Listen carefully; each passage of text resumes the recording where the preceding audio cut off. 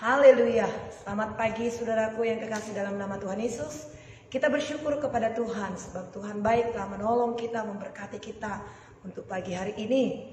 Kita ditolong oleh Tuhan, disertai oleh Tuhan. Untuk itu marilah kita mulai doa pagi kita. Saudaraku yang kekasih, kita angkat pujian dan penyembahan kita kepada Tuhan.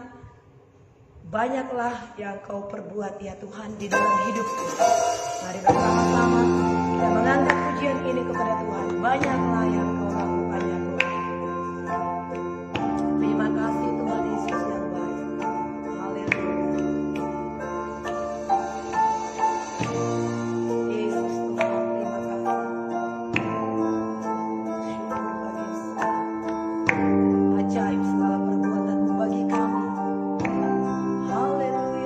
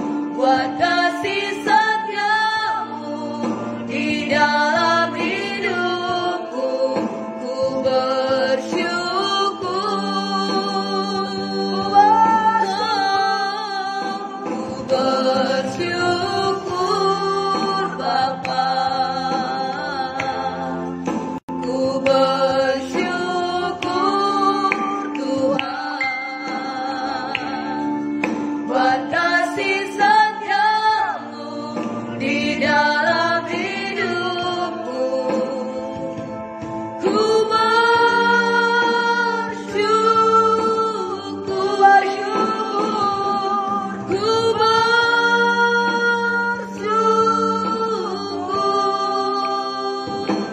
Tuhan.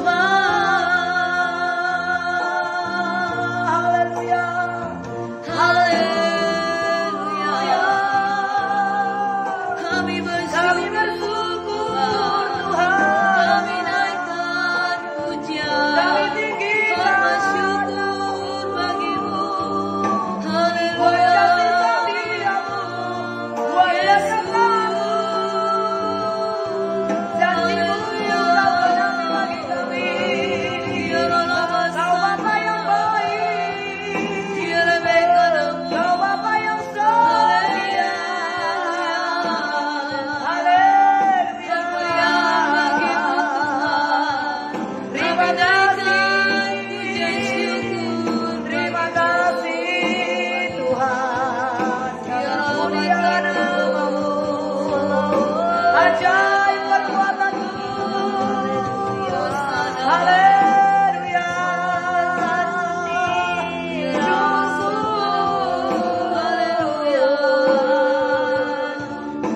Terima kasih, terima kasih. Besar kasih-Mu bagi kami Tuhan. Sungguh banyak yang telah Kau perbuat bagi kami Tuhan. Banyak yang Kau perbuat bagi kami Tuhan. Syukur bagi-Mu Tuhan. Terima kasih Tuhan, terima kasih. Haleluya, haleluya Yesus. Orata kabaya sanda.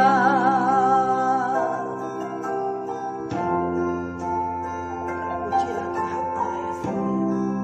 Banyak yang telah Kau perbuat. Banyak yang Kau perbuat di dalam hidup. Rancangan indah-Mu ya Tuhan. Rancangan indah-Mu terjadi di hidupku. Apa yang mengerti, apa yang mengerti segala yang ku perlu. Kasih-Mu sempurna, nyata dalam hidupku. Bersyukur Bapa, ku bersyukur Tuhan. Buat kasih setiamu di dalam hidupku. Ku bersyukur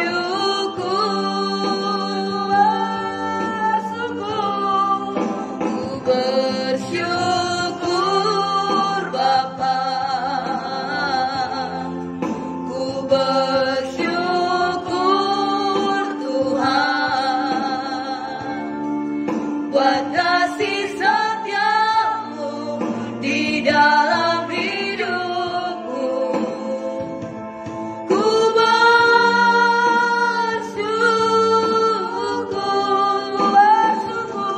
ku bersyukur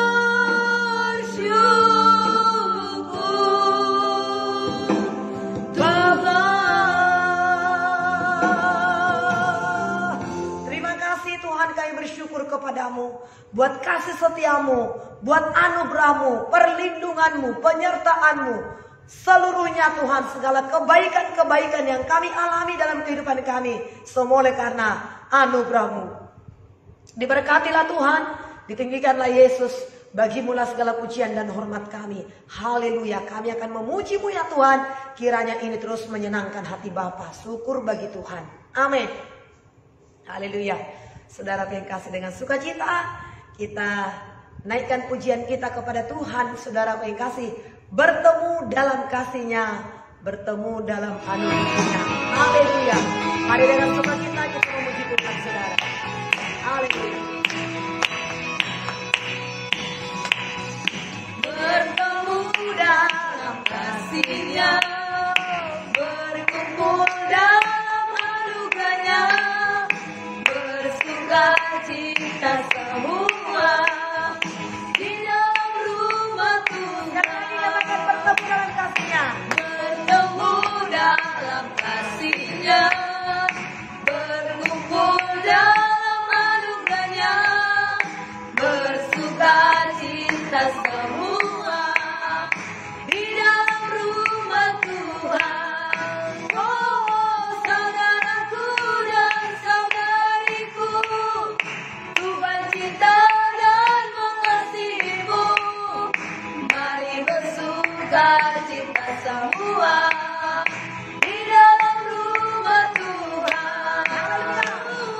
Saudaraku dan saudariku, Tuhan cinta dan mengasihimu. Mari bersukacita semua di dalam rumah Tuhan. Tangan saudara, dengan sukacita kita kepada Tuhan untuk kita memuji dan menyembah Dia pada saat pagi hari ini. Bertemu dalam media sosial, bertemu dalam doa bersama, doa pagi kita. Bertemu dalam kasih-Nya, berkumpul dalam anugerahnya, bersukacita semua di dalam doa pagi. Oh, saudaraku dan saudariku, Tuhan cinta dan mengasihimu. Mari bersukacita semua di dalam doa pagi. Oh, saudaraku dan saudariku, Tuhan cinta dan mengasihimu. Mari bersukacita semua di dalam doa pagi. Mari bersukacita semua di dalam doa pagi. Mari bersukacita semua di dalam doa pagi. Haleluya, haleluya, haleluya. Satu sukacita yang sangat luar biasa dengan media sosial, saudara. Sekalipun kita tidak bisa bersama-sama berkumpul, tapi kita bisa bersama-sama memuji dan menyembah Tuhan dengan media sosial ini. Di rumah kita masing-masing, tetap bersukacita, tetap bersyukur kepada Tuhan, sebab Dia Tuhan kita yang sangat luar biasa.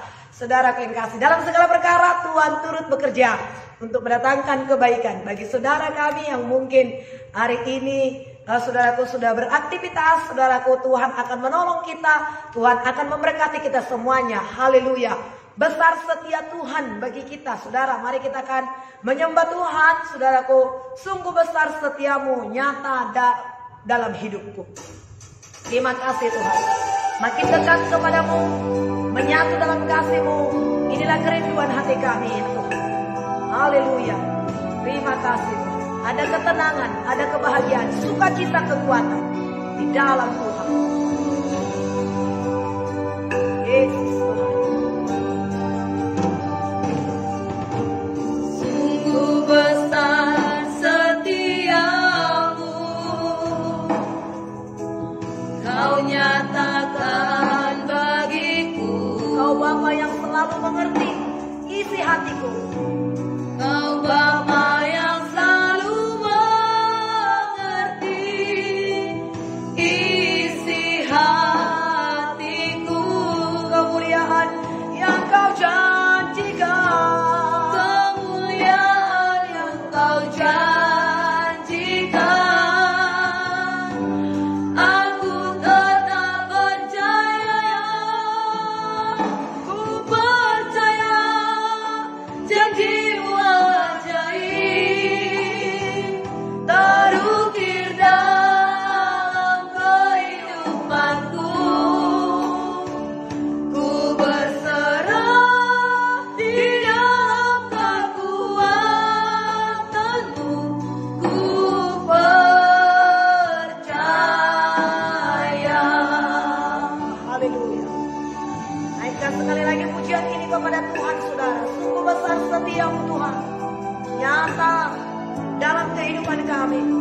Kau mengerti isi hati kami Tuhan. Sungguh besar setiamu, Kau nyatakan bagiku. Kau Bapa yang selalu mengerti isi hatiku. Kemuliaan-Mu Kau janjikan. Aku tetap percaya, ku percaya janji-Mu ajaib, terukir dalam kehidupanku. Ku berserah di dalam kekuatan-Mu, hanya Kau saja bagiku.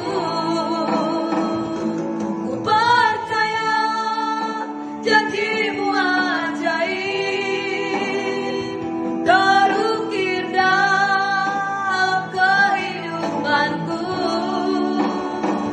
Ku berserah di dalam kekuatan-Mu.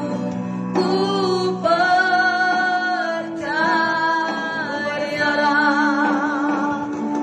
berserah di dalam kekuatan-Mu. Ku percaya.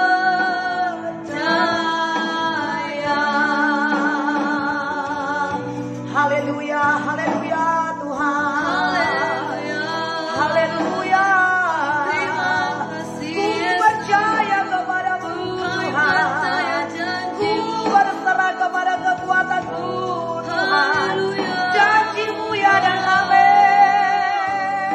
Haleluya Tuhan. Kau berikan kemuliaan-Mu bagi kami. Kau berikan anugerah-Mu bagi kami. Kami bersyukur, kami memuji banyak-banyak nama-Mu. Terima kasih Tuhan. Terima kasih buat anugerah-Mu. Haleluya.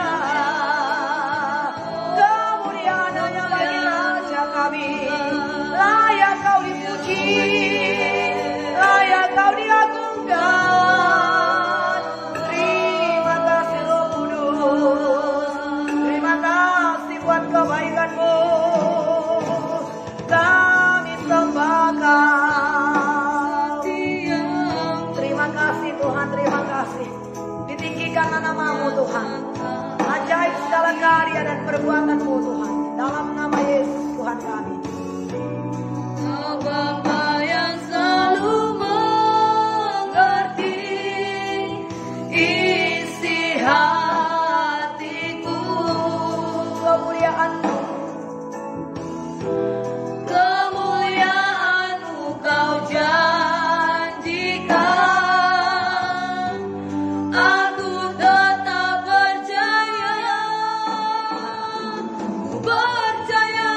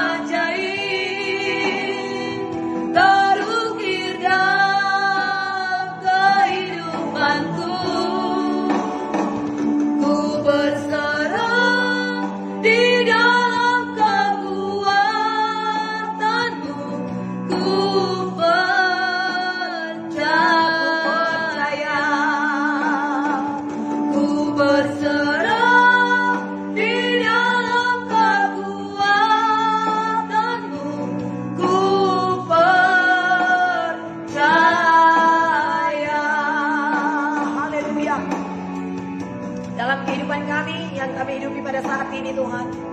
Kami berserah kepadamu. Kami berserah kepada kekuatan-Mu ya Tuhan.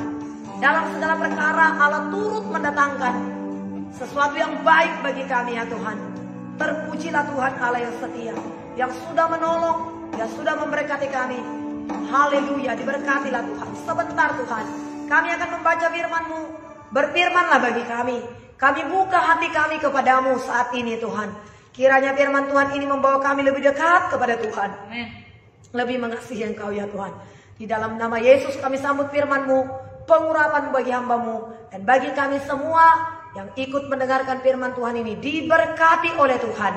Dan semakin kami mengerti akan kehendak-Mu, terpujilah Tuhan. Haleluya. Amin. Amin. Tuhan memberkati kita saudaraku. Pagi hari ini kita akan membaca firman Tuhan dari Yohanes pasal 9 ayat yang pertama sampai ayat yang ke-23. Yohanes 9 ayat yang pertama sampai 23. Mari kita baca saudara. Saya akan membaca ayat yang pertama. Bapak ibu saudara baca ayat yang kedua sampai nanti 23. Kita sama-sama membacanya. Saya akan mulai. Orang yang buta sejak lahirnya. Waktu Yesus sedang lewat, ia melihat seorang yang buta sejak lahirnya. Murid-muridnya bertanya kepadanya, "Rabi, siapakah yang berbuat dosa, orang ini sendiri atau orang tuanya, sehingga ia dilahirkan buta?" Jawab Yesus, "Bukan dia dan bukan orang tuanya, tetapi karena pekerjaan-pekerjaan Allah harus dinyatakan di dalam dia. Kita harus mengerjakan pekerjaan Dia yang mengutus aku. Selama masih siang, akan datang malam di mana tidak ada seorang pun yang dapat bekerja. Selama aku dalam dunia, akulah terang dunia." Setelah ia mengatakannya semuanya itu, ia meludah ke tanah dan mengaduk ludahnya itu dengan tanah, lalu mengoleskannya pada mata orang buta tadi. Dan berkata kepadanya, "Pergilah, basuhlah dirimu dalam kolam Siloam." Siloam artinya yang diutus. Maka pergilah orang buta itu, ia membasuh dirinya, lalu kembali dengan matanya yang sudah melek. Tetapi tetangga-tangganya dan mereka yang dahulu mengenalnya sebagai pengemis berkata, "Bukankah dia ini yang selalu mengemis?" Ada yang berkata, "Benar, dialah ini." Ada pula yang berkata, "Bukan, tetapi dia serupa dengan orang ini." Orang buta itu sendiri berkata, "Akulah itu." Kata mereka kepadanya, "Bagaimana matamu menjadi melek?" Jawabnya, "Orang yang disebut Yesus itu mengaduk tanah, mengolesnya pada mataku, dan berkata kepadaku, 'Pergi ke kolam Siloam dan basuhlah dirimu.' Lalu aku pergi, setelah aku membasuh diriku, aku dapat melihat." Lalu mereka berkata kepadanya, "Di manakah dia?" Jawabnya, "Aku tidak tahu." Orang Farisi memeriksa kesembuhan. Lalu mereka membawa orang yang tadinya buta itu kepada orang-orang Farisi. Adapun hari waktu Yesus mengaduk tanah dan memelekkan mata orang itu adalah hari Sabat. Karena orang itu, orang-orang Farisi bertanyalah kepadanya, "Bagaimana matanya menjadi melek?" Jawabnya, "Ia mengoleskan adukan tanah pada mataku, lalu aku membasuh diriku, dan sekarang aku melihat." Maka kata sebagian orang-orang Farisi itu, "Orang ini tidak datang dari Allah, sebab ia tidak memelihara hari Sabat." Sebagian pula berkata, "Bagaimanakah seseorang berdosa dapat membuat mukjizat yang demikian?" Maka timbullah pertentangan di antara mereka. Lalu kata mereka pula kepada orang buta itu, "Dan engkau, apakah katamu tentang dia? Karena ia telah memelekkan matamu." Jawabnya, "Ia adalah seorang nabi." Tetapi orang-orang Yahudi itu tidak percaya bahwa tadinya ia buta dan baru dapat melihat lagi, sampai mereka memanggil orang tuanya. Dan bertanya kepada mereka, "Inikah anakmu yang kamu katakan bahwa ia lahir buta? Kalau begitu, bagaimana ia sekarang dapat melihat?" Jawab orang tua itu, "Yang kami tahu ialah bahwa dia ini anak kami dan bahwa ia lahir buta.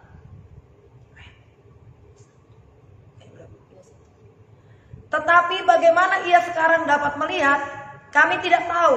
Dan siapa yang memelekkan matanya, kami tidak tahu juga. tanyakanlah kepadanya sendiri. Ia sudah dewasa, ia dapat berkata-kata untuk dirinya sendiri. Orang tuanya berkata demikian karena mereka takut kepada orang-orang Yahudi. Sebab orang-orang Yahudi itu telah sepakat bahwa setiap orang yang mengaku dia sebagai Mesias akan dikucilkan. Bersama-sama 23 saudara, 23 ya. Itulah sebabnya maka orang tuanya berkata, ia telah dewasa, tanyakanlah kepadanya sendiri. Amin. Puji Tuhan. Bapak Ibu saudaraku yang kekasih, bagi kita para pendoa pada saat ini yang sudah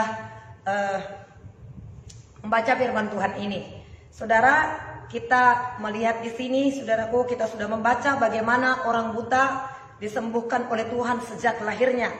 Nah, murid-murid berkata, saudaraku, kepada Tuhan Yesus, ayat yang kedua, ya, Rabi, siapakah yang berdosa? Orang itu sendirikah atau orang tuanya? Sehingga dia lahir buta seperti ini. Perlu, saudaraku, kalau ada sesuatu masalah yang kita hadapi dalam kehidupan kita, perlu bagi kita, adalah baik bagi kita untuk bertanya, kenapa bisa terjadi seperti ini? Murid-murid itu bertanya, saudaraku, kepada Tuhan Yesus, siapakah yang berdosa? Dia sendirikah atau orang tuanya? Ayat yang ketiga, Yesus berkata, saudara, Yesus menjawab, bukan dia dan bukan juga orang tuanya, tetapi karena pekerjaan-pekerjaan Allah harus dinyatakan dalam dia. Nah, saudaraku, kenapa dikatakan orang tuanya atau dia sendiri? Saudaraku, ya, dosa itu selalu mendatangkan yang tidak baik, saudaraku. Tapi pertanyaannya pada saat ini, dosa siapa itu? Apakah dosa orang buta itu atau dosa orang tuanya? Kalau dosa kita juga perlu, saudaraku yang kasih, bertanya kepada Tuhan akan hal-hal yang kita hadapi. Mungkin kita sakit atau mengalami masalah, kenapa bisa terjadi seperti ini? Karena, saudaraku yang kekasih dalam nama Yesus, segala sesuatu yang kita hadapi ini, saudaraku, ya, kalau itu hal-hal yang buruk, saudaraku, perlu kita periksa dulu dari mana datangnya ini. Kita tahu segala sesuatu, saudaraku yang kekasih, yang buruk datangnya dari setan. Tidak ada yang baik datang dari setan. Dan segala sesuatu yang baik datangnya dari Tuhan. Tidak ada yang buruk datang dari Tuhan. Semua yang baik berasal dari Tuhan, semua yang buruk berasal dari setan. Yang buruk dari setan, yang baik dari Tuhan. Tidak ada yang buruk datang dari Tuhan, tidak ada yang baik datang dari setan, saudaraku yang kasih. Jadi, saudaraku, murid-murid ini bertanya demikian. Saudara, karena ada dalam Ratapan 5 ayat 7 berkata, saudaraku, bapak-bapak kami yang berbuat dosa, mereka tidak ada lagi, tapi kami yang menanggung kedurjanaan mereka. Berarti, saudaraku, penderitaan-penderitaan yang kita alami, masalah-masalah yang kita hadapi, bisa saja bukan karena dosa kita, tapi itu adalah karena orang tua atau nenek moyang kita. Karena firman Tuhan berkata, saudaraku yang kasih, sampai keturunan ketiga dan keempat. Dosa turunan itu, kelakuan orang tua itu diturunkan sampai keturunan ketiga dan keempat. Tapi ketika kita datang kepada Tuhan, membuka hati kepada Tuhan, dosa turunan itu bisa dipatahkan, bisa diputuskan. Saudaraku yang kasih, ya, kutuk turunan itu bisa diputuskan. Nah, namun pada saat ini, saudaraku yang kekasih, kita belajar, saudaraku yang kekasih, ada hal-hal yang perlu kita pelajari pada saat ini. Yesus berkata di sini ayat yang ketiga, bukan dia, juga bukan orang tuanya, tetapi supaya kuasa Tuhan dinyatakan dalam dirinya. Nah, jadi ada hal-hal, saudaraku, yang kita hadapi, ya, saudaraku yang kekasih, untuk atau lewat itu pekerjaan Tuhan dinyatakan dalam kehidupan kita. Namun sebelumnya, hari ini kita akan belajar, saudaraku yang kasih, ya, bagaimana, ya, penderitaan. Kenapa orang-orang percaya itu menderita? Ada hal-hal, apa penyebab orang-orang percaya itu menderita? Kalau kita lihat, saudaraku, dalam Mazmur 73. Mazmur 73, nanti saudara bisa membacanya. Orang-orang berdosa, orang-orang jahat, orang-orang yang tidak percaya Tuhan, bahkan yang sengaja, saudaraku, ya, menolak Tuhan, hidup mereka itu baik-baik saja, sehat. Usaha mereka berhasil. Semakin sehat mereka, makin gemuk, makin segar. Itu dikatakan nanti dalam Mazmur 73. Tetapi kenapa orang-orang percaya itu menderita? Ini mungkin menjadi satu pertanyaan bagi kita. Untuk hari ini kita bisa belajar daripada firman Tuhan, Bapak Ibu Saudaraku, sehingga nanti ketika kita belajar firman Tuhan ini, setan tidak akan mengintimidasi kita. Atau karena ada orang berkata, ngapain kamu ke gereja? Ngapain kamu melayani? Kamu melayani begitu-begitu aja hidup kamu. Aku gak usah ke gereja, berhasil usahaku. Ladangku berhasil semua. Kalau aku panen harga-harga naik itu, kamu udah ke gereja tapi kamu sakit. Udah ke gereja tapi kamu miskin. Gak usahlah ke gereja. Nah, pernyataan-pernyataan orang seperti itu, kalau kita nggak mengerti firman Tuhan, itu bisa menggoyahkan kita, saudara. Kadang-kadang kita berkata iya ya, tapi jangan sempat kita berkata iya ya. Hari ini kita mendengarkan firman Tuhan. Beberapa alasan mengapa orang-orang percaya itu menderita. Alasan yang pertama, Bapak Ibu Saudaraku yang kasih. Kenapa orang-orang percaya itu menderita? Itu sebagai kelanjutan dampak daripada dosa Adam dan Hawa yang telah jatuh, saudaraku yang kasih, dalam dosa, dan akhirnya kematian. Saudaraku yang kasih. Maut menjalar, saudaraku yang kasih, kepada semua orang. Ya, dan kita tahu upah dosa itu adalah maut, saudaraku yang kasih. Tapi puji Tuhan, syukur kepada Tuhan, saudaraku. Oleh karena dosa satu orang, yaitu Adam dan Hawa, maka dosa menjalar, saudaraku, kepada semua manusia. Puji Tuhannya, oleh karena satu orang, yaitu Adam yang kedua, yang disebut dalam Alkitab Yesus Kristus, yang telah menanggung dosa kita dalam tubuhnya di kayu salib, supaya kita yang percaya kepadanya tidak binasa, melainkan beroleh hidup yang kekal. Setiap orang yang menerima anugerah Yesus itu, maka kita beroleh selamat. Kita dimerdekakan dari dosa. Kita diberkati oleh Tuhan. Sehingga kutuk-kutuk itu, saudara yang kasih, bisa kita tolak. Karena Yesus sudah terkutuk di dalam tubuhnya di kayu salib, saudaraku, supaya kita tidak perlu lagi dikutuk. Nah, maka Tuhan berkata, saudaraku, oleh karena Adam dan Hawa itu berdosa, jerih lelah, dengan berjerih lelah engkau mencari nafkahmu. Kepada Hawa dikatakan, dengan kesakitan engkau akan melahirkan. Itu tetap, saudaraku. Saya dulu melahirkan anak saya, saudaraku yang kasih, 24 jam, saudaraku yang kasih, menjerit-jerit, saudaraku. Tapi ternyata akhirnya disesar juga. Saya bilang sama dokternya, apakah saya bisa lahir normal, melahirkan normal? Bisa, katanya. Jadi saya bertahan. Setelah 20 jam dikatakan disesar, dioperasi. Saya tidak mau tentunya. Kalau memang disesar tadi, kenapa nggak tadi? Kenapa saya harus alami 2 kali lipat sakitnya? Nah, ternyata saudaraku, ya saya rasakan sakitnya bagaimana melahirkan itu sebagai akibat daripada dosa Hawa. Saudaraku, saya juga mengalaminya. Nah, namun pada saat ini, mari kita mengerti itu adalah akibat daripada dosa olehnya. Supaya kita, saudaraku yang kasih, ya meninggalkan dosa. Jangan lagi ada kita simpan-simpan dosa. Itu yang pertama, saudaraku yang kasih. Yang kedua, saudaraku yang kasih, ya kenapa orang-orang percaya itu menderita? Saudaraku yang kasih, akibat ketidakdisiplinan. Tidak disiplin, tidak mematuhi aturan. Contohnya, saudaraku yang kasih, orang berlalu lintas bawa mobil. Di jalan itu sudah ada aturan-aturan, lampu merah, lampu hijau, lampu kuning. Saudaraku yang kasih, sudah ada aturan-aturan, saudaraku. Kalau ada garis-garis yang ada itu, saudaraku yang kasih, pembatas-pembatas itu jangan dilewati. Saudaraku yang kasih, ya jelas jalur-jalurnya.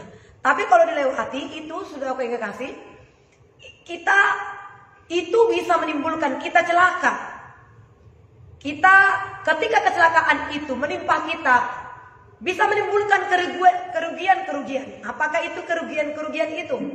Bisa mobil kita rusak, mengakibatkan kerugian yang banyak, atau tubuh kita bisa cedera, bisa pincang, bisa kematian. Karena apa? Karena tidak mengikuti aturan-aturan. Firman Tuhan berkata dalam Ulangan 28 ayat yang pertama sampai ayat yang ke-14 itu, bagaimana berkat itu kita terima. Dikatakan ayat yang pertama, jikalau engkau baik-baik mendengarkan suara Tuhan Allahmu dan memasang telingamu terhadap setiap perintah dan melakukan segala perintah yang kusampaikan kepadamu pada hari ini, maka segala berkat ini akan datang kepadamu dan menjadi bagianmu. Diberkatilah engkau di kota, diberkatilah engkau di ladang, diberkatilah buah kandunganmu, diberkatilah bakulmu. Engkau naik bukan turun, engkau menjadi kepala bukan ekor.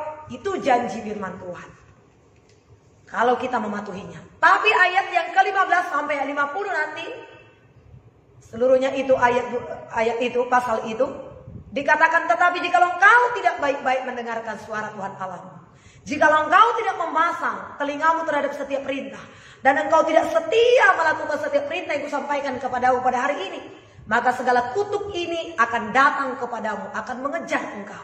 Terkutuklah engkau, terkutuklah engkau, terkutuklah engkau. Banyak kutukan-kutukan di situ. Nanti bisa saudara baca. Nah, saudara yang kekasih dalam nama Tuhan Yesus, juga ada contoh lagi dalam mengatur tubuh kita. Mungkin saudaraku, bagi saudara yang di daerah yang bekerja sebagai petani, makan itu 3 kali satu hari. Tapi kalau yang di kota, banyak yang 2 kali satu hari, pagi, sore. Nah, tapi ada orang yang makan karena kesibukannya, 1 kali makan satu hari itu pun sampai malam. Nggak teratur, mau malam, mau siang, mau sore. Ya tergantung kepada dia. Kemudian ada lagi pekerjaannya numpuk, lupa makan. Ada lagi masalah yang dipikirkannya, nggak makan lagi. Sehingga saudaraku dia mah. Dia sakit mah. Ketika sakit mah dia abaikan. Akhirnya berlama-lama seperti itu, mahnya menjadi kronis. Bertahun-tahun diobati penyakit mah itu. Akhirnya sungguh sangat menjadi penderitaan yang berat bagi dia. Sulit bertahun-tahun, ada yang 10 tahun, ada yang 20 tahun. Sakitnya apa? Mah. Sebenarnya sakit mah itu gampang. Tapi kalau itu sudah menjadi kronis, itu sangat sulit untuk disembuhkan. Kenapa dia tadi? Karena tidak disiplin untuk memelihara tubuhnya dalam hal makan. Sebaliknya, ada orang yang kebanyakan makan. Makan terus, makan minyak, makan gorengan, makan lemak-lemak, minum gula, sehingga overdosis.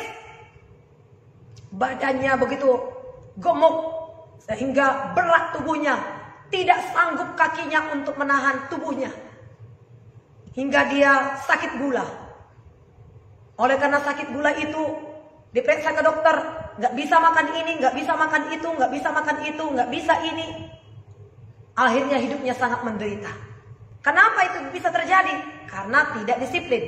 Makanya hari ini sangat perlu bagi kita untuk disiplin. Itu masih dalam 2 hal saya berikan contoh. Dalam berkendaraan dan juga dalam pola makan kita untuk tubuh kita. Banyak lagi hal yang lain, perintah-perintah Tuhan. Tapi itulah yang membuat orang-orang percaya itu menjadi menderita. Yang ketiga, kenapa orang percaya itu menderita? Saudara yang kasih, karena memang kita hidup tinggal di dunia ini. Dunia ini adalah tahta iblis. Sejak manusia jatuh dalam dosa, maka dunia ini menjadi tahta iblis. Dan setan sangat berusaha sekali. Setan berusaha sangat kerja keras untuk menjatuhkan anak-anak Tuhan, supaya dia jatuh dalam dosa. Baik lewat penyakit, lewat masalah-masalah penderitaan. Kita lihat bagaimana seorang perempuan yang 18 tahun sakit bongkok dirasuki oleh setan. Dan kita lihat bagaimana Ayub, saudara yang kekasih, ya, begitu setan datang, saudara yang kekasih, untuk merampas semua hartanya, anaknya, bahkan kesehatannya. Tapi saudara yang kasih, syukurnya saat ini kita hidup dalam perjanjian baru. Kuasa Tuhan, kuasa nama Yesus diberikan kepada kita. Dulu Ayub belum diajarkan tentang kuasa dalam nama Yesus. Tapi ketika Yesus datang, saudara yang kasih, Tuhan Yesus berkata dalam Lukas 10 ayat 19 sampai 20, sesungguhnya aku telah memberikan kuasa kepadamu untuk menginjak ular dan kalajengking, sehingga tidak ada yang membahayakan kamu. Tuhan memberikan kuasa kepada kita untuk menginjak ular dan kalajengking, sehingga tidak ada yang dapat membahayakan kita. Dalam Yakobus 4 ayat 7, firman Tuhan berkata, karena itu tunduklah kepada Allah, lawanlah iblis, maka ia akan lari daripadamu. Jadi kita berkuasa untuk menginjak ular dan kalajengking, dan juga untuk melawan iblis, melawan setan. Setan harus tunduk dalam nama Yesus. Kalau itu memang karena pekerjaan iblis, saudaraku, saudara bisa berkata kepada iblis, dalam nama Yesus, aku perintahkan engkau tidak boleh berkuasa menjamah keluarga. Segala sakit penyakit yang kau taruhkan dalam tubuh anakku, dalam tubuh suamiku, aku usirkan dalam nama Yesus. Pakai kuasa dalam nama Yesus dengan iman, dengan wibawa yang datangnya daripada Tuhan. Tuhan sudah memberikan kuasa kepada kita, saudaraku yang kasih. Nah, ibaratnya, saudaraku, pakailah itu. Ibaratnya, kalau ada saudaraku yang kasih orang-orang yang bekerja sebagai tentara, saudaraku yang kasih, itu diperlengkapi dengan senjata. Polisi pun diperlengkapi, mungkin dengan pentung, bahkan satpam sekalipun, mereka yang bekerja sebagai security, saudaraku yang kasih, mereka diperlengkapi dengan senjata-senjata. Yang makin besar dia seperti tentara, mereka memakai itu pistol yang demikian modern, yang begitu besar, saudaraku, yang begitu bagus, saudaraku. Kalau dia mungkin sebagai security, saudaraku, dia pakai pentung, saudaraku. Kalau ada musuh, kalau ada lawan, tentara-tentara itu bisa pergunakan, saudaraku, senjatanya. Security itu bisa, satpam itu bisa pakai pentungnya untuk memukul musuh itu.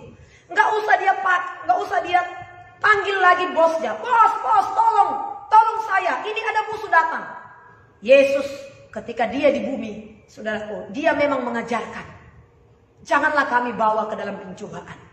Tapi sekarang kita tidak perlu lagi, Tuhan usirlah setan ini, Tuhan tolong saya, lepaskan saya dari tangan musuh-musuh si iblis ini. Gak perlu lagi kita berkata seperti itu, tapi pakai kuasa dalam nama Yesus. Yakobus 4 ayat 7, tunduklah kepada Allah, lawanlah iblis, maka dia akan lari daripadamu. Jadi lawan dia, saudara yang kekasih. Kalau setan itu ingin berusaha untuk menggagalkan kita, ingin menaruhkan penyakit, usir dia dalam nama Tuhan Yesus, saudara yang kasih. Kemudian saudara yang kekasih, yang berikutnya, saudara yang kekasih, apakah alasan kenapa orang-orang percaya itu menderita? Saudaraku yang kekasih dalam nama Yesus, penderitaan yang dialami oleh orang-orang percaya, saudaraku yang kasih, memang itu dapat dipakai oleh Allah, saudaraku, dalam saudaraku yang kasih, kepentingan kerajaan Allah. Apakah itu, saudaraku yang kasih? Untuk menunjukkan kasih Tuhan, untuk menunjukkan kemahakuasaan Tuhan. Dan itulah yang dialami oleh yang sakit buta sejak lahirnya ini, saudaraku yang kekasih. Ya, dengan penyakit itu, saudaraku, bisa nama Tuhan dipermuliakan. Nyata kuasa Tuhan. Saya pun dulu seperti itu, saudaraku. Ya, 11 tahun saya sakit ginjal, saudaraku. Saya sudah dibawa berobat kemana-mana, saudaraku. Obat-obat apa yang bisa untuk saya beli, saya sudah beli, saudaraku. Terakhirnya saya di rumah sakit Peringa di Medan, saudaraku, mau mengambil satu ginjal saya. Tetapi puji Tuhan, oleh anugerah Tuhan yang begitu luar biasa, memang sejak kecil saya rindu untuk dekat dengan Tuhan. Ada hamba Tuhan yang datang melayani saya. Kemudian saudaraku yang kasih, saya didoakan. Saudaraku, pada waktu itu saya sudah makan garam Inggris. Garam Inggris itu dulu ya, tahun 90, itu pembersih perut. Sebelum dioperasi, dibersihkan dulu perut kita ini, saudaraku yang kasih, sehingga kita ke kamar mandi terus-terusan sampai bersih nanti, sehingga kita siap untuk dioperasi. Itu zaman saya dulu tahun 90-an, saya mau dioperasi ginjal saya. Tapi pertolongan Tuhan itu tidak terlambat. Tuhan mengutus hambanya, seorang hamba Tuhan. Kemudian saya didoakan. Pada waktu itu tidak langsung sembuh, tapi ada kelegaan yang saya rasakan dalam diri saya. Sehingga saya lari dari rumah sakit Peringa di Medan. Saya lari, saya pergi, saudara yang kekasih. Akhirnya sampai sekarang saya tidak jadi dioperasi. Ya, walaupun memang tidak langsung. 5 tahun setelah itu saya sembuh total. Saudaraku, terlalu panjang untuk saya saksikan sekarang. Tetapi untuk hari ini saya sungguh sangat bersyukur. Saya bangga dengan penyakit saya, penyakit ginjal itu. Kenapa? Dengan penyakit itu saya bersaksi kemana-mana. Saya bersaksi kepada orang-orang yang sakit ginjal. Saya disembuhkan oleh Tuhan. Saya ditolong oleh Tuhan. 11 tahun saya sakit ginjal, tapi saya disembuhkan oleh Tuhan. Oleh karena saya disembuhkan oleh Tuhan, sehingga saya menyerahkan diri saya kepada Tuhan. Itu mengenai penyakit. Termasuk juga dengan kemiskinan, saudaraku. Sebenarnya saya, saudaraku yang kasih, dari tamat SMP itu, saudaraku, saya SMA, sekolah pendidikan guru agama, saya sekolah sendiri. Saya ke pasar Sambu Medan, saudaraku. Pulang sekolah, sebelum sekolah saya ke pasar, saya menjadi pembantu rumah tangga sampai saya kuliah. Tapi saya dekat dengan Tuhan, saudaraku yang kasih. Kemudian apa yang terjadi, saudaraku? Ya, ternyata sampai sekarang ini bisa jadi kehidupan kemiskinan untuk menjadi pembantu rumah tangga. Saudaraku, itu membuat saya sekarang menjadi mandiri dalam kehidupan ini, saudaraku. Penyakit saya yang saya alami itu justru menjadi kesaksian saya. Di dalam Alkitab, saudaraku, itu saya ya. Di dalam Alkitab, ingatlah bagaimana Yusuf, bagaimana Daud, mereka itu adalah pahlawan-pahlawan iman yang saya teladani, yang saya pelajari dan juga kita pelajari pada saat ini. Bagaimana Yusuf diperlakukan tidak adil.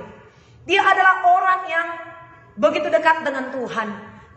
Dia lahir saudaraku dari istri bapaknya yang sangat dicintai oleh bapaknya. Dan lahir di masa tua daripada bapaknya, saudara, sehingga dia sangat disayang. Lebih daripada 11 saudaranya. Maka ayahnya memberikan baju yang maha indah bagi dia. Membuat 11 saudaranya menjadi cemburu. Satu kali, saudaraku yang kasih, Yusuf itu disuruh oleh ayahnya untuk melihat kakak-kakaknya ke padang, saudara. Ketika kakak-kakaknya dari jauh melihat, wow, itu datang. Sudah datang dia si tukang mimpi. Sudah datang dia, kesayangan ayah kita. Mereka bersepakat untuk, saudaraku yang kasih, membunuh dia. Tapi saudaraku, mereka bilang, udah, sekarang kita buka jubahnya yang maha indah itu. Kita buka, kita potong seekor domba, kita lumuri jubahnya itu dengan darah, lalu kita kirim kepada saudagar-saudagar, kepada bapak kita, bajunya itu. Kita bilang bahwasanya adik kita itu sudah dimakan binatang buas. Mereka lakukan seperti itu, saudara. Dikirimnya jubahnya itu kepada ayahnya. Ayahnya menderita, ayahnya nangis siang malam. Kemudian Yusuf itu dimasukkan ke dalam sumur tua. Beberapa hari dia di situ, satu orang dari saudaranya itu berkata, dia kan saudara kita juga, darah daging kita juga. Kita ambil aja dia yuk. Kita jual aja dia kepada saudagar-saudagar Mesir sana. Lalu usul itu diterima oleh saudara-saudaranya. Lalu diangkat Yusuf itu, dijual kepada saudagar Mesir, kepada Potifar. Dijadikan dia di situ menjadi pembantu rumah tangga. Tapi Yusuf tetap berdoa kepada Tuhan. Yusuf disertai oleh Tuhan. Yusuf bersekutu dengan Tuhan. Dia tidak menyesali semua akan apa yang terjadi. Yusuf tidak sakit hati dengan perbuatan kakak-kakaknya itu. Dia tulus kepada Tuhan. Dia bekerja dengan sungguh-sungguh di rumah Potifar itu. Sehingga Potifar mempercayakan seluruh harta miliknya kepada kekuasaan Yusuf. Dia pun sangat ganteng, elok parasnya Alkitab katakan. Sehingga istri Potifar tertarik akan dia. Istri Potifar ingin tidur bersetubuh dengan dia. Berhari-hari dia ajak Yusuf, saudaraku, tapi Yusuf tidak mau. Satu kali dia atur semua pembantu-pembantunya, disuruh kerja keluar, lama-lama dia di situ. Lalu ditarik Yusuf itu ke kamar. Diajak untuk tidur. Yusuf tidak mau. Bagaimana mungkin aku melakukan dosa sebesar ini kepada Tuhan Allahku dan kepada Tuanku, Potifar dikatakan. Lalu istri Potifar menarik bajunya. Yusuf lari. Ketika Potifar datang, segera serta-merta istri Potifar berkata, lihat ini dia jubah daripada orang Ibrani yang kau buat tinggal di rumah ini. Dia mengajak aku, dia ingin memperkosa aku. Aku tidak mau, aku berteriak-teriak. Sehingga dia tinggalkan bajunya di sini. Lihatlah dia. Oh, serta merta Potifar itu saudara yang kekasih. Ya, masukkan Yusuf ke penjara. 17 tahun Yusuf di penjara. Tapi Yusuf tetap berdoa, tetap bersekutu dengan Tuhan. Dan dia disertai oleh Tuhan. Sampai saatnya tiba, terlalu lama, terlalu panjang. Saya sampaikan pada saat ini di doa pagi kita ini. Akhirnya dia keluar dari penjara itu, saudara yang kasih. Dia langsung menjadi orang kedua di Mesir. Apa kata Yusuf kepada saudara-saudaranya? Yusuf tidak sakit hati, tidak dendam. Yusuf berkata, akulah Yusuf yang kamu jual itu. Mari mendekat, jangan takut. Sebab untuk menyambung kehidupanmu lah aku ada di sini. Kamu mereka-reka perkara yang jahat, tapi Tuhan telah mendatangkan kebaikan. Masih hidupkah Bapak? Panggillah Bapak, ajak dia di sini. Sehingga penderitaan-penderitaan yang dialami oleh Yusuf yang demikian rupa dipakai oleh Tuhan untuk mempermuliakan nama Tuhan, untuk keselamatan satu bangsa. Pertanyaan pada saat ini Bapak Ibu Saudara, penderitaan apa yang kau alami pada saat ini? Adakah karena ketidakdisiplinanmu? Mari bertobat saat ini. Adakah karena setan? Sama seperti Ayub atau perempuan yang bongkok 18 tahun itu? Tuhan telah memberikan kuasa kepada kita untuk mengusir setan dan kalajengking, dan kuasa untuk menahan kekuatan musuh. Usirlah setan itu. Atau karena itu mempermuliakan nama Tuhan. Saya bangga dengan penyakit saya itu. Saya ceritakan kepada orang-orang. Saya ceritakan kepada orang-orang yang sakit ginjal. Ada yang cuci darah pada waktu itu. Saya bersaksi. Sehingga beberapa tahun lagi dia hidup, berhenti cuci darahnya, sehat dia, sembuh dia sampai 7 tahun. Sudah cuci darah. Imannya diteguhkan. Nah Bapak Ibu Saudara yang kasih, ini firman Tuhan yang boleh memberkati kita. Penderitaan apapun yang kau hadapi pada saat ini sebagai orang-orang percaya, jangan tertuduh, jangan terintimidasi oleh setan. Sebab ada jalan keluar yang Tuhan berikan bagi kita. Apakah itu karena dosa? Bertobat. Kurang disiplin? Bertobat, saudara yang kekasih. Karena setan, usir setan dalam nama Yesus. Atau itu untuk mempermuliakan nama Tuhan. Saudara sudah cek, tidak ada dosa. Dosaku sudah kuakui di dalam Tuhan. Saya sudah memperbaiki diriku. Percayalah saudara yang kasih.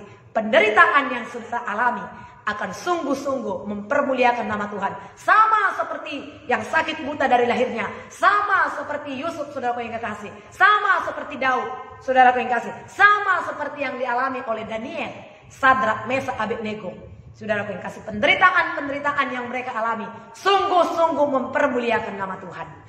Kiranya firman Tuhan ini sungguh memberkati kita, saudaraku, sungguh meneguhkan kita. Mari berdoa kepada Tuhan. Terima kasih Tuhan untuk kebenaran firman-Mu yang sudah kami terima pada saat pagi hari ini. Kiranya semuanya kami anak-anak-Mu yang sudah mendengarkan firman Tuhan ini diberkati oleh Tuhan, ditolong oleh Tuhan. Mengalirlah kuasa-Mu ya Tuhan. Berkati kami semua, mujizat-Mu terjadi. Kami akan alami mujizat yang begitu luar biasa. Setan mereka perkara yang jahat, tapi Tuhan mendatangkan menjadi kebaikan bagi kami yang mengasihi Tuhan. Terpujilah Tuhan Allah yang setia. Di dalam nama Tuhan Yesus Kristus kami berdoa. Haleluya. Tuhan memberkati saudaraku yang kasih. Kita nyanyikan pujian satu bagi Tuhan sebelum kita mengakhiri ya saudaraku. Tuhan Engkau ajaib bagiku, tak ada yang tak mungkin bagimu. Nyanyikan pujian ini sebelum kita mengakhiri. Terima kasih Tuhan.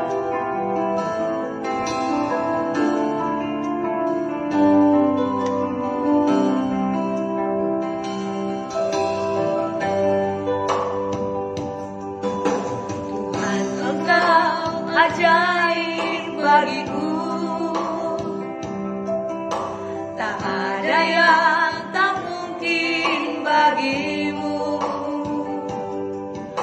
Kau yang telah berfirman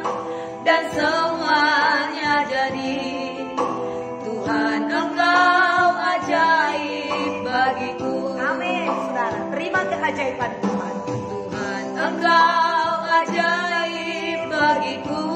Tak ada yang tak mungkin. Tak ada yang tak mungkin bagimu. Semua yang kau perbuat, Semua yang saksikan perbuatan tanganmu. Tuhan, Engkau ajaib bagiku. katakan, sungguh ku percaya. Sungguh ku percaya tiada yang mustahil. Mujizat masih ada dalam hidupku. Sembuhkan sakitku, pulihkan jiwaku. Mujizat masih ada bagiku. Apa penderitaanmu saudaraku pada saat ini? Penyakitkah? Perekonomiankah? Rumah tanggakah saudaraku atau pekerjaan? Mari percaya kepada Tuhan. Tuhan sanggup melakukan segala perkara. Tuhan sanggup mengubahkan saudara. Katakan kepada Tuhan, Tuhan Engkau ajaib. Engkau ajaib bagiku. Tak ada yang tak mungkin bagimu. Tak ada yang tak mungkin bagimu. Semua aku saksikan. Semua yang ku saksikan perbuatan tanganmu. Tuhan, Engkau ajaib bagiku. Sungguh ku percaya. Sungguh ku Jadilah percaya sebagaimana yang kau percaya, saudara. tiada yang mustahil. Mujizat masih ada dalam hidupku. Sembuhkan sakitku. Sembuhkan Sembuhlah, sakitku. Sembuhlah penyakit paru-paru, Pulihkan ginjal, jiwaku. tumor, kanker. Disembuhkan oleh Tuhan. Mujizat masih Saraf ada kejepit, bagiku. mah kronis, disembuhkan oleh Tuhan. Sungguh ku haleluya. percaya Nyanyikan tiada sambil saudara yang berdoa kepada Tuhan, beriman. mustahil. Mujizat Haleluya. masih ada Mujizat terjadi pada saat dalam ini Tuhan. hidupku. Kuasa Tuhan mengalir pada saat ini. Sembuhkan sakitku. Disembuhkan. Terima kesembuhan. Pulihkan Terima jiwaku. mujizat daripada Tuhan. Mujizat masih ada bagiku. Haleluya.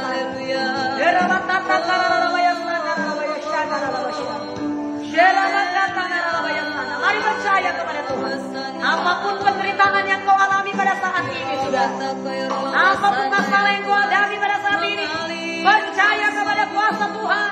Tuhan sanggup menolongmu. Tuhan sanggup menyembuhkanmu. Tangannya terulur bagimu. Lewat doa kami, lewat kesian kami, ada mujizat Tuhan yang bekerja. Haleluya. Nyanyikan penyembahan ini kepada Tuhan dengan iman. Nyanyikan kepada Tuhan dan terima mujizatmu. Terima kesembuhanmu. Terbuka jalan bagimu pada saat ini. Tuhan kita ajaib.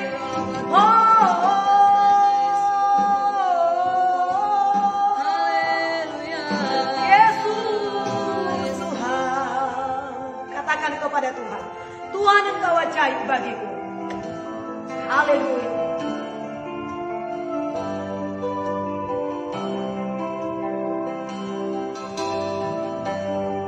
Bersama-sama. Tuhan, Engkau ajaib bagiku. Tak ada yang tak mungkin. Tak ada yang tak mungkin bagimu. Kau yang telah berfirman, Kau yang telah berfirman dan semuanya jadi. Tuhan, Engkau ajaib bagiku. katakan kepadanya, sungguh ku percaya. Tiada yang mustahil. Mujizat masih ada dalam hidupku. Sembuhkan sakitku. Sembuhkan Sembuh dalam nama Yesus. Pulihkan jiwaku.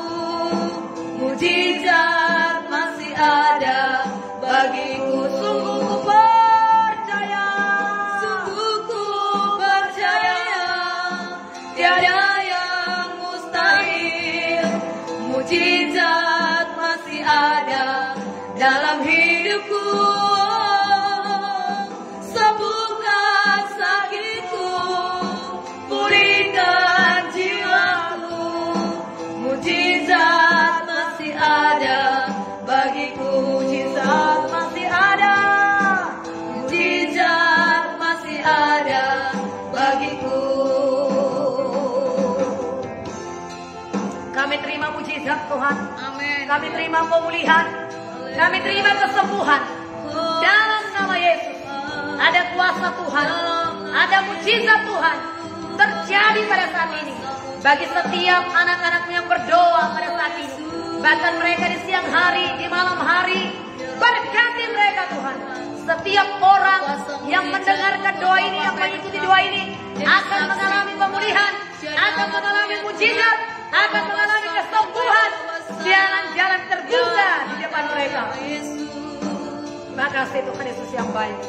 Dimuliakanlah Tuhan. Dalam nama Yesus kami mengucap syukur dan berdoa. Kemuliaan hanya bagi Bapa. Berkati umat-Mu ini semua. Mereka yang sudah beraktivitas, mereka yang akan beraktivitas, Tuhan tolong mereka semua. Hidupkan firman ini dalam hati mereka. Persekutuan yang manis dengan Engkau setiap saat mereka miliki ya Tuhan. Terima kasih Bapa, ini doa kami. Kami persembahkan kepada Tuhan Yesus dalam nama-Mu. Kami mengucap syukur Tuhan Bapa di sorga. Doa-doa kami sampai kepadamu. Syukur bagimu Tuhan. Haleluya. Amin. Tuhan menolong kita, saudaraku, renungkan firman Tuhan. Sepanjang hari ini kita menang. Haleluya.